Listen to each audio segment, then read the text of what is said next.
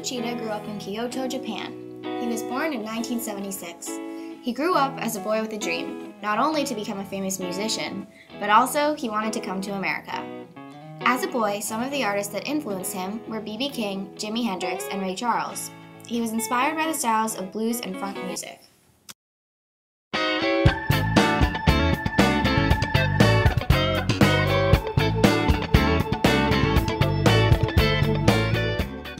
He grew up wanting to express himself through his music.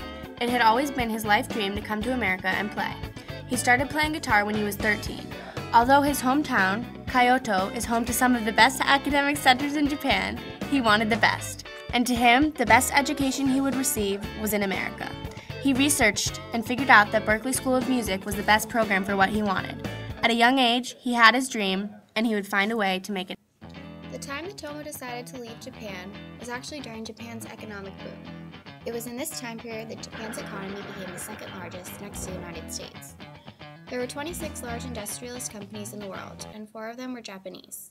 Tomo, whose life was comfortable back at home, had no dire need to come to America. I come here to study music.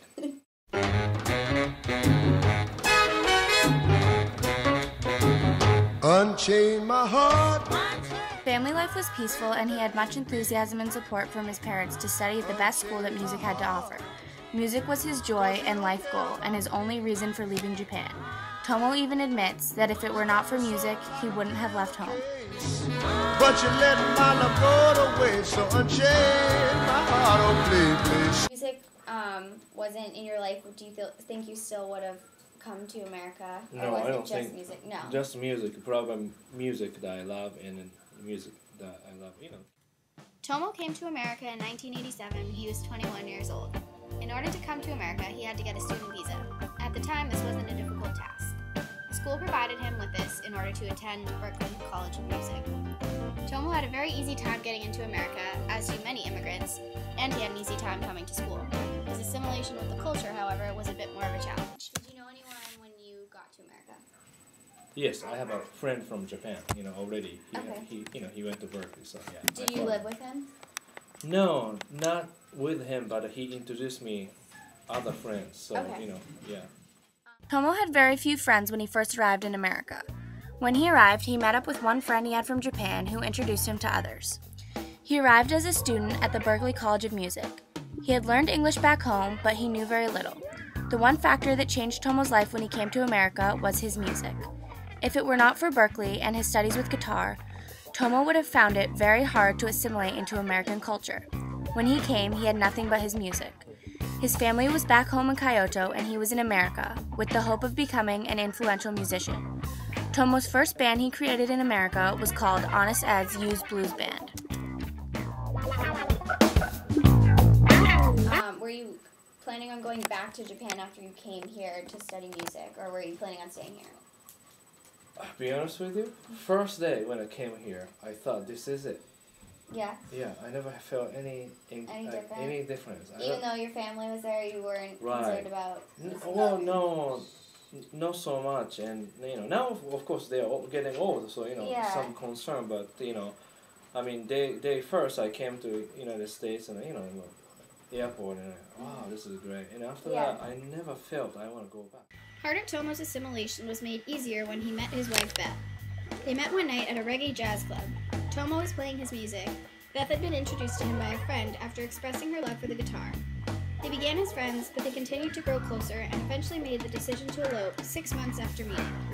Eventually, after Tomo proposed, the two were called into customs for questioning. The government was suspicious that the marriage was fake and that Beth was just helping Tomo stay in the country.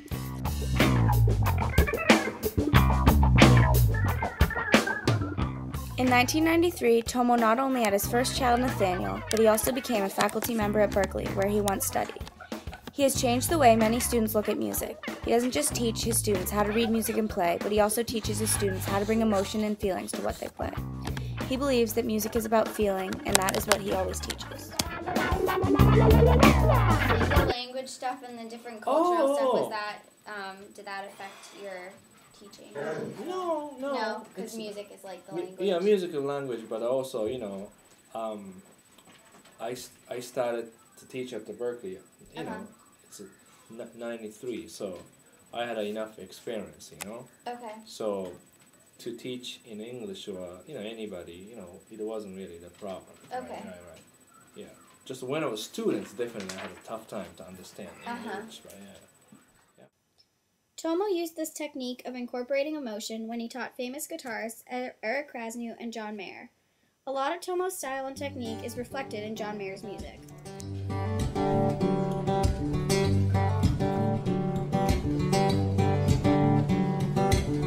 I am driving up 85.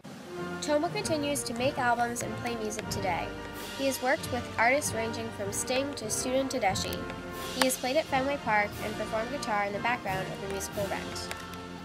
Tomo has been featured in Japanese magazines Jazz Life and Jazz Guitar. A final accomplishment of Tomo's is the book he recently completed. The book is in Japanese, and through it he teaches his signature funk-style music. Tomo continues to care for his 3 kids and wife today. He also makes his annual performances in Japan. I guess you could say that Tomo has accomplished his dream and continues to live it every day.